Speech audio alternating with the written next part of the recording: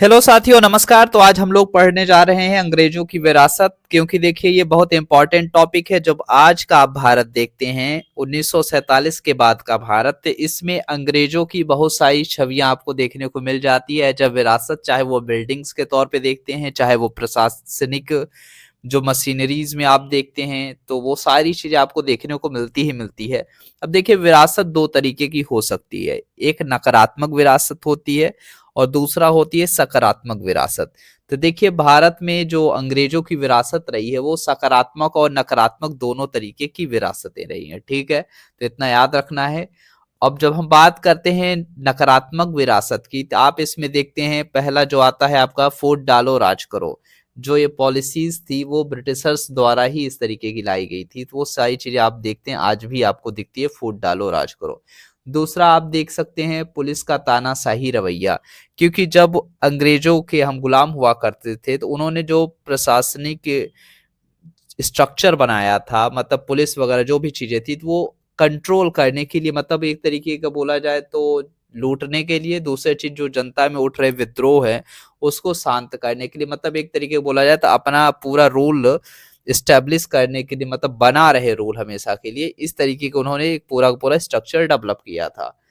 और नेक्स्ट अगर आप देखते हैं तो खेती उद्योग हो गया, फिर एमएसएमई हो गया, जो भारत में अच्छे खासे डेवलप होने चाहिए थे वो चीजें नहीं हो पाई। तो वो अपने निचले स्तर पे पहुंच चुके थे, तो अंग्रेजों की ही वजह से ये सारी चीजें आप देखें तो नकारात्मक विरासत के तौर पे आपको देखने को मिल जाता है।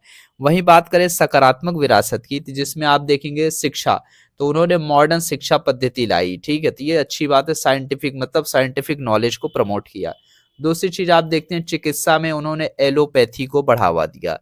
अब आयुर्वेद और एलोपैथी ये दोनों अलग अलग चीजें हैं, डिस्कस करने वाली बातें। भारत के पास आयुर्वेद था, अंग्रेजों ने एलोपैथी को वो किया, फिर वो बाद में बताएंगे, लेकिन एलोपैथी को प्रमोट करने का अंग्रेजों का ही हो रहा है। फिर दूसरा देखते हैं अंग्रेजी विरासत में आप देखते हैं तो उन्होंने विरासतों का संरक्षण भी किया।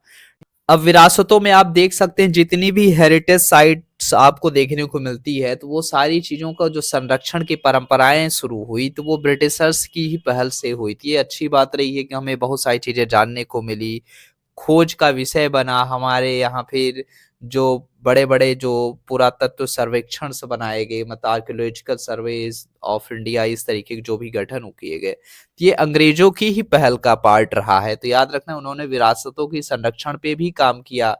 और नेक्स्ट, चाहे आप ASI archaeological survey of India की स्थापना में भी महत्वपूर्ण योगदान अंग्रेजों का ही रहा है।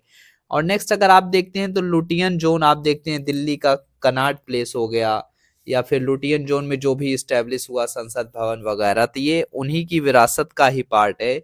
चाहे वो स्थापत्य कला के रूप में देख सकते हैं, चाहे वो आप प्रशासनिक एडवाइजरी के रूप में, मतलब आप देखने प्रशासनिक मशीनरी के रूप में आप देखेंगे।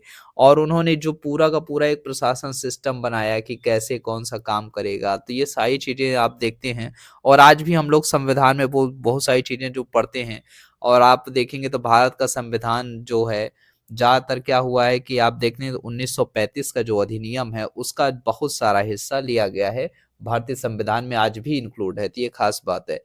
तो राजनीतिक विरासत के तौर पे अगर आप देखते हैं हमें अंग्रेजों से क्या मिला है, तो हमें उन्होंने पहली बार जो समानता की बात की, मतलब सभी की बात, जो आर्टिकल आप 14 पढ़ते हैं समानता की बात करते हैं, तो वो सारी चीजें आपको अंग्रेजों से ही मिली। ये खास बात रही, क्योंकि देखिए भारत में अगर आप प्राचीन काल का इतिहास पढ़ते हैं तो वहां पे आपको वर्ण दिखता है, वर्ण सिस्टम दिखता है। फिलहाल जैसा भी रहा हो वर्ण सिस्टम वो अलग चीज है से है, लेकिन हाँ समानता की बात अंग्रेजों ने की, ये बात सत्य है। फिर उन्होंने धर्मनिरपेक्षता की भी बात की अंग्रेजों ने। तो समानता हो गया, धर्मनिरपेक्षता हो गया, और जो अगली चीज आप देखेंगे राजनीतिक विरासत में वो सिविल सर्विसेज है ना। सिविल सर्विसेज को उन्होंने पूरा एक तरीके का जो एक स्टील फ्रेम के तौर पे डेवलप किया भारत के लिए। ये काफी योगदान दिया। जब आजादी के बाद अपना भारत बना, आजाद हुआ, तो उस समय जो सबसे महत्वपूर्ण भूमिका रही है, तो उस समय जो सिविल सर्विसेज ऑफिसर्स थे उन पे बहुत ज्यादा महत्वपूर्ण जिम्मेदारियां दी गई थी। तो अगर उन्होंने एक तरीके का जो महत्वपूर्ण भूमिका निभाई अंग्रेजों ने एक सिविल सर्विस स्ट्रक्चर बनाने में, ये बहुत बड़ा वो रहा है हम लोग के लिए। मतलब सही बोला जाए तो विरासत का कुछ न कुछ तो फायदा मिला है। हाँ देखिए, अंग्रेजों ने पूरा प्रशासन सिस्टम ही बनाया था लूटने के लिए, क्योंकि उन्होंने भारत को एक उपनिवेश के तौर पे डेवलप किया था, ना कि अपनी एक कंट्री के तौर पे। जब कोई चीज उपनिवेश के तौर पे डेवलप की जाती है तो उसके बहुत सारे देखिए निगेटिव और पॉजिटिव दोनों इम्पैक्ट पड़ते ही पड़ते हैं। तो हम लोगों को दोनों चीजें याद रखनी है, पॉजिटिव और निगेटिव दोनों विरासतों को याद रखना। तो उम्मीद करते हैं वीडियो अच्छी लगी।